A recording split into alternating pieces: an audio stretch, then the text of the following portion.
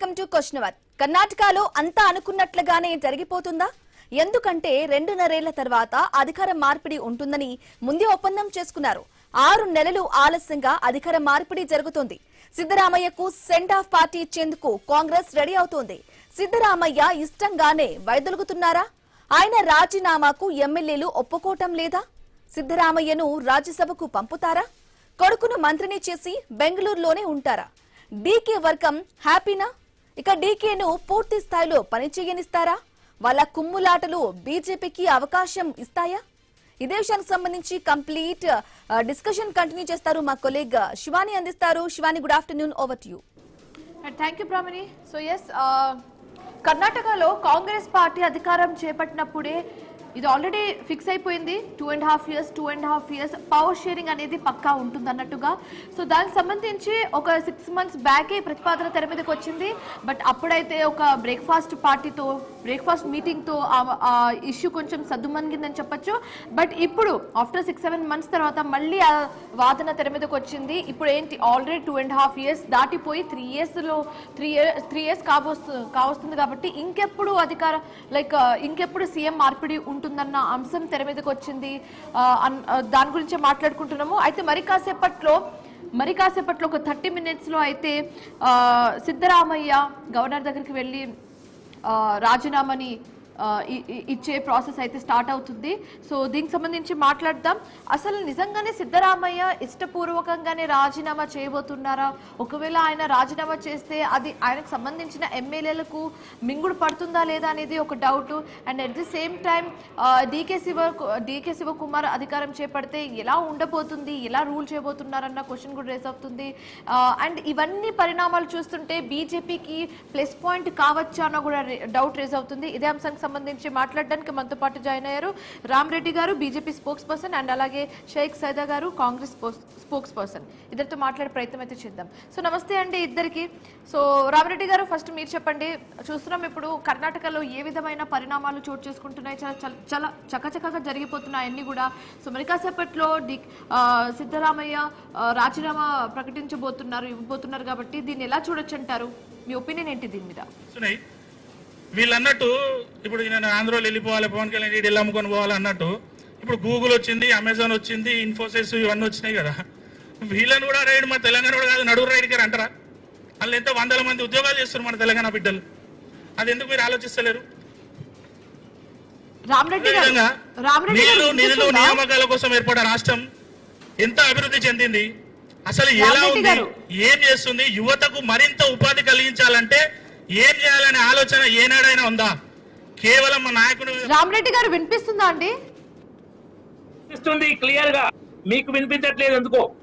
లేదు, నాకు వినిపిస్తుందండి. నేను అడుగుతున్న క్వశ్చన్ ఏంటంటే, ఇప్పుడు మరి కాసేపట్లో సిద్ధరామయ్య రిజైన్ చేయబోతున్నారు కాబట్టి దీన్ని ఎలా చూడొచ్చు అంటారు? పవర్ షేరింగ్ అనేది ఉండబోతుంది. సో దీన్ని ఎలా చూడొచ్చు అంటారు? నేను అదే చెప్తున్నాను, వినండి. కాంగ్రెస్ పార్టీలో ఏంటంటే 2.5 సంవత్సరాలు ఈయన, 2 సంవత్సరాలు ఇంకో ఆయన అని ఒప్పందాలు జరుగుతుంటాయి. రాజస్థాన్ లో జరిగినాయి, ఛత్తీస్గఢ్ లో జరిగింది, కర్ణాటకలో జరిగింది. కానీ రాజస్థాన్ లో, ఛత్తీస్గఢ్ లో అమలు కాలే. ఆ 2.5 సంవత్సరాలు అశోక్ గెహ్లోట్ తర్వాత సచిన్ పైలట్, ఛత్తీస్గఢ్ లో భూపేష్ బఘేల్ తర్వాత ఇంకో ఆయన, ఈ ఒప్పందాలు ఉండే. కానీ కర్ణాటకలో ఎందుకు అమలు అవుతుందంటే, కర్ణాటకలో ఇప్పుడు సీఎం కాబోతున్న డీకే శివకుమార్ కు 1000 కోట్ల ఆస్తులు ఉన్నాయి. పంజాబ్ పిసిసి అధ్యక్షుడు నవజోత్ సింగ్ సిద్ధు బాగా చెప్పింది ఏంటంటే, కాంగ్రెస్ పార్టీ నుంచి ముఖ్యమంత్రి కావాలంటే 500 కోట్లు మినిమం సమర్పించుకోవాలి సోనియా కుటుంబానికని. అది రాజస్థాన్ లో సాధ్యం కానట్టుంది, ఛత్తీస్గఢ్ లో సాధ్యం కాలేదు, కర్ణాటకలో డీకే శివకుమార్ దగ్గర మస్తు ఉన్నాయి కాబట్టి సాధ్యమైంది. ఇది ఇలా చూడాలి. కాంగ్రెస్ లో ముఖ్యమంత్రి పదవి మార్పులు అంటే అవతల ఇప్పుడు ఈయన ఉన్నంత కాలం ఈయన ముట్ట చెప్పాలి, తర్వాత ఆయన. మన దగ్గర చెప్తున్న RR ట్యాక్స్ అని తెలంగాణలో వింటుంటాం కదా, అలా ఎప్పుడు అది ఢిల్లీకి మూటలు నడుస్తుండాలి. ఎవరు ఎక్కువ మూటలు ఇస్తే వాళ్ళే సీఎం. ఆ పరిస్థితిలో కర్ణాటకలో ఇప్పుడు డీకే శివకుమార్ సీఎం గా బాధ్యత చేపట్టబోతున్నాడు. ఆయన దాదాపు సంవత్సరం నుంచి పోరాటం చేస్తున్నాడు, నేనే సీఎం అని. 5 ఏళ్ళు నేనే సీఎం, 5 ఏళ్ళు నేను సిద్ధరామయ్య ఎన్నోసార్లు చెప్పిండు నేనే ఉంటా, మార్పు లేదు ఏం లేదని. కానీ ఇక్కడ ఒత్తిడి పెరిగింది. ఆ ఒత్తిడి వెనుక ఈ మూటలు అనేది డిసైడ్ చేస్తుంది. మెయిన్ గా మూటలు ఎంత బరువు ఉంటే ముఖ్యమంత్రి మార్పు అంత సక్సెస్ అయింది. బరువు లేని దగ్గర రాజస్థాన్ ఛత్తీస్గఢ్ లాగా అయింది. టోటల్ బరువు ఎక్కువ దగ్గర కర్ణాటక దాకా అయితే అన్నట్టు. ఈ డిసిజన్ పట్ల కొందరు ఎమ్మెల్యేలు కూడా అసంతృప్తిగా ఉన్నట్టుగా టాక్ వినిపిస్తుందండి, ఏమంటారు దాని గురించి? సిద్ధరామయ్య సీనియర్ లీడర్, చాలా కాలం ముఖ్యమంత్రి పనిచేశాడు, ఆయనకు అనుకూల వర్గం ఉంటది, ఆయనను బలవంతంగా దించుతారని వీళ్ళకు యాక్చువల్గా ఒప్పందం ఉంది. అయితే వాళ్ళు ఆయన వర్గం డెఫినెట్ గా అసంతృప్తిగా ఉంటారు. మరి ఆయన వర్గం బలం ఎంత, ఈయన వర్గం బలం ఎంత, రేపు అది సుస్థిరంగా ఉంటుందా లేదనేది భవిష్యత్తు తెలుస్తుంది. కానీ డెఫినెట్ గా సిద్ధరామయ్య వర్గం అయితే బలవంతంగా దించుతుందని ఒక బీసీ నాయకుని, బీసీ ముఖ్యమంత్రి బలం తీసుకుని వాళ్ళ వర్గం చాలా బాహాటంగానే చెప్తున్నారు, అసంతృప్తిలో బలంగా ఉన్నారు. కానీ కాంగ్రెస్ ఏంటంటే అప్పుడు కర్ణాటక ఎలక్షన్ టైంలో పొలిటికల్ గా కూడా ఒకటేంటంటే బీజేపీ కాంట్రాక్టర్ల కమిషన్ భయంకర విష ప్రచారం, దాని తర్వాత ఏ ముచ్చట్లేదు. ఎన్నికల టైంలో ఏదో బీజేపీ వాళ్ళు కాంట్రాక్టర్ దగ్గర అని ఒక వీళ్ళ బంధువు ద్వారా ఒక కాంట్రాక్టర్ ద్వారా అప్పుడు వీడియోలు తయారు చేయించి వదిలారు. ఎన్నికల ముందు ప్రజలను మభ్య పెట్టారు. ఇక్కడ ఇట్లా తెలంగాణ ఎట్లో బీజేపీ బీఆర్ఎస్ ఒకటి భయంకర విష ప్రచారం చేశారు. అక్కడ కమిషన్ల సర్కారు విష ప్రచారం చేశారు. తర్వాత ఊసే లేదు ఎన్నికల వరకే. అయితే ఏంటంటే ఆ టైంలో అది కాకుండా సామాజిక సమీకరణాల్లో ఇండైరెక్ట్ గా ముగ్గురిని ఫోకస్ చేశారు. మెయిన్ గా సిద్ధరామయ్య, డికే శివకుమార్, ఈవెన్ మల్లికార్జున ఖర్గే ఎస్సీ కూడా అవకాశం ఉందని సామాజిక వర్గాల ఓట్లు చాలా. ఆయన సునీల్ కొనుగోలు ఉండే అడ్వైజర్, పొలిటికల్ అడ్వైజర్. సో ఆయన ద్వారా ఇట్లా సామాజిక సమీకరణాలు, పచ్చబద్దాల అవినీతి ఆరోపణలతో అప్పుడు గెలిచారు. ఇప్పుడు ఏంటంటే శివకుమార్ బలంగా ఉన్నాడు, ఆయన వర్గం కూడా బలంగా ఉంది, కాబట్టి ముఖ్యమంత్రి మార్పు అవసరం వచ్చింది, చేస్తున్నారు. ఓకే. సో షేక్ సైదా గారు, ఇప్పుడు సిద్ధరామయ్య రాజీనామా ప్రకటించబోతున్నారు. అది ఇంటెన్షనల్లీ అన్ఇంటెన్షనల్లీ ఇష్టపూర్వకంగా చేస్తున్నారా లేకపోతే బలవంతంగా చేస్తున్నారా అనేది పక్కన పెట్టేస్తే, ఇప్పుడు ఈ డిసిజన్ కి సంబంధించి కొందరు ఎమ్మెల్యేలు అసంతృప్తిగా ఉన్నట్టుగా ఒక టాక్ వినిపిస్తుందండి. ఎంతవరకు నిజం ఉంది ఇందులో? మీ ఒపీనియన్ ఏంటి? మా శివాని గారు, మీకు పెద్దలు, బీజేపీ అధికార ప్రతినిధి, అలాగే ఫైనాన్స్ ముఖ్యమంత్రి కూడా నమస్కారం. ముఖ్యంగా ఈరోజు పవిత్ర బడ్జెట్ పండుగ కూడా శుభాకాంక్షలు లేదు. ఈరోజు మనం చూస్తా ఉన్నాం, కర్ణాటక రాష్ట్రానికి సంబంధించి ముఖ్యమంత్రి మార్పు విషయంలో గత కొన్ని రోజులుగా మరి కాంగ్రెస్ పార్టీలో ఉన్నటువంటి సిద్ధరామయ్య గారు, డికే శివకుమార్ మధ్య కొంతకాలంగా ముఖ్యమంత్రి సీటు విషయం, సీటు మార్పుపై ఢిల్లీ స్థాయిలో 2-3 పర్యాయాలు సమావేశానికి ఇవన్నీ మనం చూసాం. ఎందుకంటే కాంగ్రెస్ పార్టీలో అంతర్గత ప్రజాస్వామ్యం అంటే నియంత్రణ పాలన కాదు. కాంగ్రెస్ పార్టీ ప్రజాస్వామ్యబద్ధంగా అందరం కూర్చొని మాట్లాడుకుని ఇప్పుడున్నటువంటి పరిస్థితుల్లో ముఖ్యమంత్రిగా ఎవరు ఉండాలి, ప్రజలు ఎవరు కోరుకుంటున్నారు, అన్ని అంశాల మీద కూలంకషంగా చర్చించిన తర్వాతనే నిర్ణయాలు తీసుకుంటారు. బీజేపీ లాగా మోడీ చెప్తానో లేకపోతే అమిత్ షా చెప్తేనో మరి సన్యాసులు, సాధువులను తీసుకొచ్చి కూర్చోబెట్టేటువంటి పార్టీ మాది కాదు.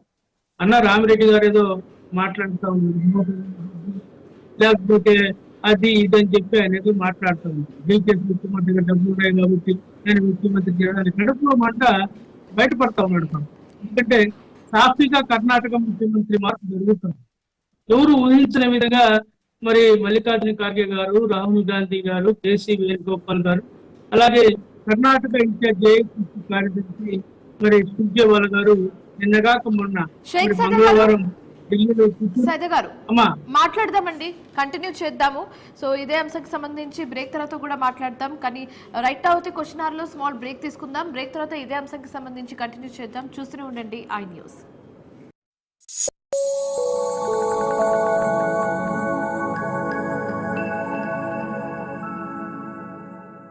మాస్టర్ మైండ్స్ కామర్స్ చదవాలనుకునే 10th ఇంటర్ విద్యార్థుల తొలి ఎంపిక. మాస్టర్ మైండ్స్ కామర్స్ చదవాలనుకునే 10th ఇంటర్ విద్యార్థుల తొలి ఎంపిక. మాస్టర్ మైండ్స్ కామర్స్ చదవాలనుకునే 10th ఇంటర్ విద్యార్థుల తొలి ఎంపిక. మాస్టర్ మైండ్స్ కామర్స్ చదవాలనుకునే 10th ఇంటర్ విద్యార్థుల తొలి ఎంపిక. మాస్టర్ మైండ్స్ కామర్స్ చదవాలనుకునే 10th ఇంటర్ విద్యార్థుల తొలి ఎంపిక.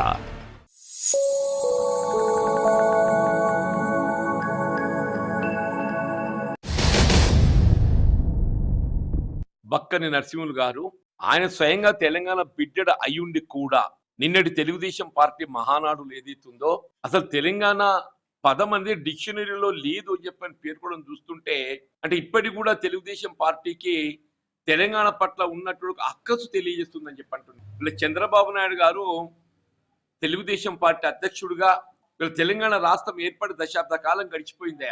అయినప్పటికీ కూడా ఆయన ఏదైతే ఉందో రాష్ట్ర ఏర్పాటు జీర్ణించుకోలేకపోవటము దురదృష్టకరం. దాన్ని నేను తీవ్రంగా ఖండిస్తున్నాను. నేను నిజంగానే చంద్రబాబు నాయుడు గారు ఇవాళ బక్కర్ నరసింహులు గారు వాయిస్ ఏదైతే ఉందో ఆ తెలుగుదేశం పార్టీ అధికారిక వాయిస్ కాకున్నట్టయితే దాన్ని తీవ్రంగా దాన్ని మీరు వెనువెంటనే ఖండించాల్సింది. మరి ఇంతవరకు ఖండించలేదు అని చెప్పారంటే చంద్రబాబు నాయుడు గారు ఏదైతే ఉందో పరోక్షంగా తెలుగుదేశం పార్టీ యొక్క ఆలోచన విధానాన్ని ఏదైతే ఉందో మరి బక్కర్ నరసింహులు గారి నోటెంట వెలువరిచిందని చెప్పని భావించాల్సి వస్తుంది.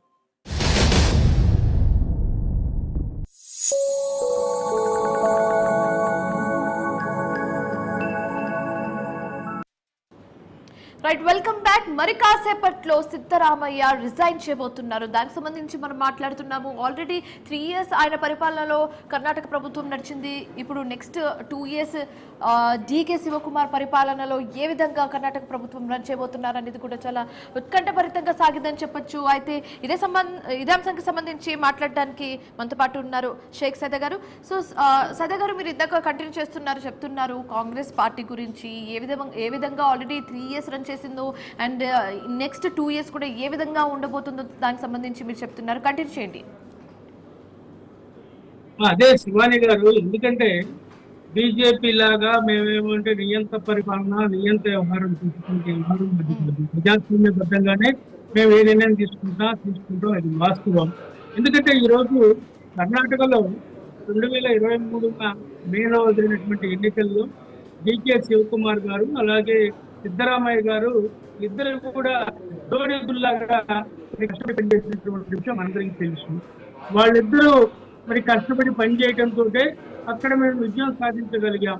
దాంట్లో ఎలాంటి తేడా లేదు. అలాంటి పరిస్థితుల్లో ఇక్కడ కూడా ఇప్పుడు మీరు మనం చూసినట్లయితే మళ్ళా ఆ రోజు ఇచ్చినటువంటి మాట ప్రకారంగా ఆ రోజు మరి రాహుల్ గాంధీ గారు అలాగే మల్లికార్జున ఖార్గే గారు సోనియా గాంధీ గారు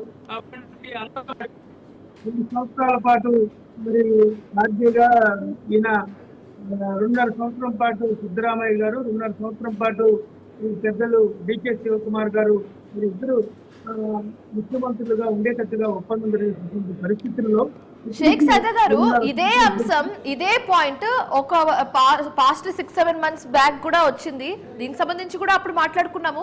కానీ అప్పుడు ఢిల్లీ పెద్దల్ని కలిసిన తర్వాత సిద్ధరామయ్య బయటకు వచ్చి నేనే అధికారంలో ఉంటాను, 5 years నేనే పరిపాలిస్తాను అన్నట్టుగా ఆయన వ్యాఖ్యలు పాస్ చేయడం జరిగింది.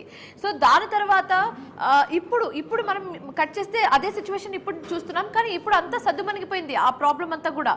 ఎందుకు ఇప్పుడు సిద్ధరామయ్య పీఠం నుంచి కిందకి దిగడానికి రీజన్ ఏమై ఉండొచ్చు అంటారు? సిద్ధరామయ్యను రాజ్యసభకు ఏమైనా పంపించే ఆలోచనలో కాంగ్రెస్ పార్టీ ఉందా? శివాని గారు, సిద్ధరామయ్య గారు పార్టీ సీనియర్ లీడర్. ఆయన 8 సంవత్సరాల ముఖ్యమంత్రిగా కర్ణాటక రాష్ట్రానికి అమూల్యమైనటువంటి సేవల నుంచి ప్రజల నేతగా మరి కొనియాడబడినటువంటి బడుగు బలహీన వర్గాల నేత. ఆయనకి కాంగ్రెస్ సైనికుడు. అధిష్టానం ఏం చెప్తే ఆ నిర్ణయాన్ని కట్టుబడి పనిచేసేటువంటి భాగంగానే ఈరోజు ఆయన రాజీనామా చేస్తూ ఉన్నారు. ఈ రోజే మనం చూసినట్టయితే ఏ విధంగా ఇక్కడ ఈ యొక్క సిద్ధరామయ్య గారి ఇంట్లో కావేరీ దాంట్లో మరి ముఖ్యమంత్రి గారి అధికారిక నివాసంలో ఈరోజు డీకే శివకుమార్ గారు 32 మంది మంత్రులు అల్పాహారం తీసుకొని చూసాం. లైఫ్ మా శివాని గారి కన్క్లూడ్ చేస్తాం. ఎందుకంటే మరి శివకుమార్ గారే ఆయన యొక్క సిద్ధరామయ్య గారి కాళ్ళ మీద పడి ఆయన నమస్కారం చేసి ఆయన ఆశీర్వాదం తీసుకొని భావోద్రేకానికి గురైనటువంటి పరిస్థితి కూడా మనం చూసాం. మంత్రులందరూ కూడా 1-to-1 మాట్లాడినటువంటి విషయాలు కూడా చూసాం. ఎందుకంటే ప్రజాస్వామ్యబద్ధంగా కాంగ్రెస్ పార్టీ వెళ్తుందనే దానికి ఇదొక నిదర్శనం. ఎందుకంటే ఇది అదే విధంగా మీరు చెప్తా ఉన్నారు. ఎందుకంటే మల్లికార్జున ఖార్గే గారు రాజ్యసభ సభ్యుడిగా నేను తెలంగాణ పూర్తిగా వస్తా ఉంది. ఆయన స్థానంలో సిద్ధరామయ్య గారికి రాజ్యసభ సభ్యుడిగా ఇచ్చి ప్రతిపక్ష నేతగా చేరినటువంటి ఒక ఆలోచన కూడా కాంగ్రెస్ పార్టీ చేస్తా ఉందని చెప్పి మీ ద్వారా తెలియజేస్తా ఉన్నా. కర్ణాటకలో మంచి ప్రభుత్వాన్ని తీసుకురావడానికి కాంగ్రెస్ పార్టీ సిద్ధరామయ్య గారు, డికే కుమార్ గారు ఆధ్వర్యంలో మేము మంచి పరిపాలన అందిస్తామని చెప్పి మీ ద్వారా తెలియజేస్తా ఉన్నాం. అయితే ఇది కొంతమందికి బీజేపీ నేతలకి పాపం మింగుడు పట్టవల్ల ఇప్పుడు సాక్షిగా జరిగిపోతా ఉంది. వీళ్ళు కొట్లాడిపోతున్నారని చెప్పి వాళ్ళు కుమిలిపోతున్నారు. అంటే ప్రాబ్లం సాల్వ్ అయిపోయిందని ఆ విషయం బీజేపీకి మింగుడు పడట్లేదని అంటున్నారు మీరు? ఎందుకంటే మనం చూస్తున్నాం రామిరెడ్డి గారు మాట్లాడిన అర్థమైపోతా ఉంది పాపం. ఎత్తుకోవడం ఆయన చెప్పాడు, మోటార్లు ఆ రాష్ట్రం ఈ రాష్ట్రం అని. వీళ్ళు కర్ణాటక ఎంతమంది కిష్టులు మార్చారో ఒకసారి చెప్పానండి. అలాగే మరి అడుగుదాం, అదే క్వశ్చన్ అడుగుదాం. సో రామిరెడ్డి గారు, ఇప్పుడు పవర్ షేరింగ్ గురించి ఓసారి పక్కన పెట్టేస్తే, పవర్ షేరింగ్ అనేది ఒకసారి ఒక సెకండ్ కి మర్చిపోదాం. ఈ 3 years ఏదైతే కర్ణాటకలో కాంగ్రెస్ ప్రభుత్వం చేపట్టిన పరిపాలన ఏదైతే ఉందో దీనికి సంబంధించి మీరు ఏం చెప్పాలనుకుంటున్నారు? మీ ఒపీనియన్ ఏంటి దీని మీద? కర్ణాటకలో కాంగ్రెస్ మత రాజకీయాలు చేసింది. అది హిజాబ్ ఉండాలా వద్ద, హిజాబ్ ఎందుకు ఉండకూడదు, ఇదే టిప్పు సుల్తాన్ ఉత్సవాలు, ఇవే తప్ప డెవలప్మెంట్ లేదు. డెవలప్మెంట్ రాజకీయాలు చేయలే. ఆ ముఖ్యమంత్రి మీద కూడా అవినీతి ఆరోపణలు, ప్లాట్లు చేసని ఆయన భార్య మీద ఇష్యూస్ కూడా ఉన్నాయి. ఎక్కడ కర్ణాటక అభివృద్ధి ఏంటంటే లేదు. హామీలు కూడా అమలు కాలే, అప్పులు పెరిగినాయి. ఏంటంటే వాళ్ళు ముఖ్యమంత్రి ఒప్పందాలు, పదవుల ఒప్పందాలు కొన్ని దిక్కుల ఫాలో కావడం, కొన్ని దిక్కుల ఫాలో కాకపోవడం దానికి తెరవెనుక కారణాలు. బీజేపీ 17 రాష్ట్రాల్లో ముఖ్యమంత్రులు, బీజేపీ ముఖ్యమంత్రులు, ఇంకో 4 రాష్ట్రాల మన ఎన్డీఏ కూటమి, మిగతా టీడీపీ అనుకోండి, మిగతా చిన్న కూటమి పార్టీల ముఖ్యమంత్రులు. బీజేపీ ఒక్కడ కూడా ఈ 2.5 ఏళ్ళు నువ్వు ఈయన 2.5 ఏళ్ళని ఏ ఒప్పందం బీజేపీలో ఉన్నాయి. బీజేపీలో పదవుల పంపకాలు ఉన్నాయి. పదవుల ఇప్పటికీ తెలంగాణలో మంత్రి పదవుల గురించి 12 మంది పోటీ అట, 2 సీట్లు ఖాళీ ఉన్నాయంటే దాని మీద ఎంత చర్చ జరుగుతుంది? ఇప్పుడు రామిరెడ్డి గారు, మీరు ఫైనల్ గా ఏమంటున్నారంటే కర్ణాటకలో ఈ కాంగ్రెస్ ప్రభుత్వం అనేది 3 ఏళ్లు కూడా మత రాజకీయాలు చేసిందని మీరు అంటున్నారు. మత రాజకీయాలు, అవినీతి రాజకీయాలు, అంతే తప్ప అభివృద్ధి లేదు. కాబట్టి ఇక ఆయన సిద్ధరామయ్య పేరుతో గెలిచే ప్రశ్నే లేదు. కాంగ్రెస్ చరిత్ర కూడా గత 13 ఏళ్లలో 28 రాష్ట్రాల్లో 60 ఎలక్షన్లు జరిగినాయి. అసెంబ్లీ ఎన్నికలు 13 ఏళ్లలో 60 అసెంబ్లీ ఎలక్షన్స్ అయినాయి. ఏ ఒక్క రాష్ట్రంలో 2వ సారి గెలవలే. బీజేపీ 3 సార్లు 4 సార్లు 10 సార్లు గెలిచింది. కాంగ్రెస్ గురించి కాసేపు పక్కన పెట్టిద్దామండి. ఇప్పుడు కాంగ్రెస్ పార్టీ చేస్తున్న పరిణామాలు ఏదైతే ఉన్నాయో, పవర్ షేరింగ్ కానివచ్చు, లేకపోతే కాంగ్రెస్ పార్టీ తీసుకుంటున్న నిర్ణయాలు కానివచ్చు, ఇవన్నిటిని దృష్టిలో పెట్టుకుంటే ఇప్పుడు బీజేపీ పార్టీ ఎలాంటి స్ట్రాటజీతో కర్ణాటకలో వచ్చే ఎలక్షన్ లో ముందుకెళ్లబోతుందని అడిగితే ఏం చెప్తారండి? కాంగ్రెస్ పార్టీ మత రాజకీయాలు, కాంగ్రెస్ పార్టీ అవినీతి, పదవుల ఒప్పందాలు, తండ్రికి కొడుకు పదవులు, ఈ రాజకీయాల మీద ఎక్స్పోజ్ చేస్తుంది. సహజంగానే కాంగ్రెస్ 2వ సారి గెలవదు. అందులో కర్ణాటకలో ఈ రాజకీయాలు అసలే గెలవదు. తెలంగాణ రాజకీయాల్లో గత అసెంబ్లీ ఎన్నికల్లో బీజేపీ గెలుస్తుందనుకున్న పరిస్థితిలో సెట్ బ్యాక్ రావడానికి కర్ణాటకలో అధికారంలో ఉన్న బీజేపీ ఓడిపోయి కాంగ్రెస్ గెలవడం ప్రధాన కారణం. ఇప్పుడు రివర్స్ లో కర్ణాటకలో కాంగ్రెస్ ఘోరంగా ఓడిపోయి వచ్చే 2028 మే జూన్ అసెంబ్లీ ఎన్నికల్లో కాంగ్రెస్ ఘోరంగా ఓడిపోయి బీజేపీ ఘన విజయంతో అది తెలంగాణలో బ్రహ్మాండంగా బీజేపీ ఘన విజయానికి అడుగులు పడతాయి. బీజేపీ గెలవాలంటే కత్తి మీద సామే కదండి. ఒక విషయం ముఖ్యమైనది, ఇండి కూటమి విషయంలో ఈ మధ్య చర్చ టీవీ ఛానల్ జరిగింది. అసలు ఇండి కూటమి ఉన్నదా లేదా?